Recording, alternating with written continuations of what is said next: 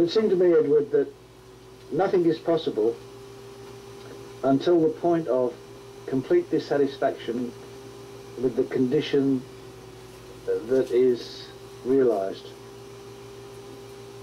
So nothing can get through until that point is reached, as far as I can see. When this complete annihilation of everything that the thinking has built up, almost to the point of perhaps wanting to commit suicide or blow your brains out or jump off the bridge, where everything is so-called lost. There's nothing to live for anymore, type of thing.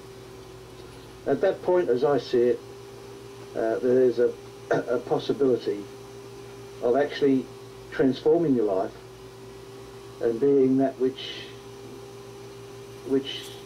in essence you are already, but never realized. Hello, Lord Bog Brush. Welcome, long time no see. Exactly, Fred. That's why the place of divorce, or the place of a close person's or loved person, whatever, someone close to you's death, or your own demise, your own hitting the bottom. That's why they recommend for druggies and alcoholics that they have to hit the bottom. But the bottom even is lower than what alcoholic or drug people usually talk about when they say hitting the bottom. But that's what it is. There's just a huge opening when the pain is there. When someone is in pain, the greater the pain, the greater the opening, to make it easy. Go ahead, Meryl. But that doesn't guarantee transformation, does it, Edward? Just because you've hit bottom and there's nothing left but death.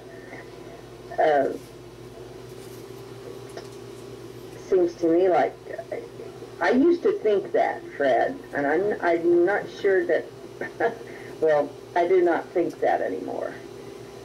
I think it's more like keeping your house clean and the windows open, and then maybe someday you'll get a really fresh breeze coming through.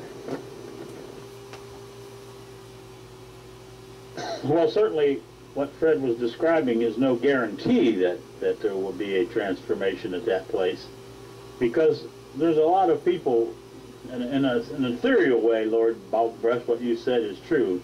Pain leads to the heart, and the heart is the gateway to the soul. Except that the only thing a heart does is beat blood, and there's no such thing as soul, but the essence of what you're saying is true.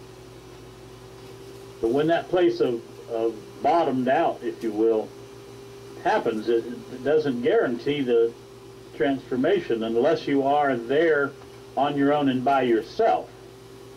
If there are a bunch of friends there, or doctors, or nurses, or somebody to lift you up and brush the dust off and say, here, come on, or if you happen to fall into a religion or some other belief, then that trip to hell was useless, because then you start building your same false world up. But if you take what Fred described, and you stay in that place on your own and by yourself with no help, if you will, then that's where the greatest possibility for transformation would take place. Now, well, you can assume that responsibility for yourself, by yourself, and being alone, the way I see it, without being in that place where you want to die. Because you can live in that place where you are hitting bottom for 30 years and go nowhere. Be a bottom sucker the rest of your life. I mean, whenever Edward and I got together, he literally lifted me, well, I lifted myself out of the mud. And there was a huge sucking sound as I came up out of the mud. I'd been there for so many years that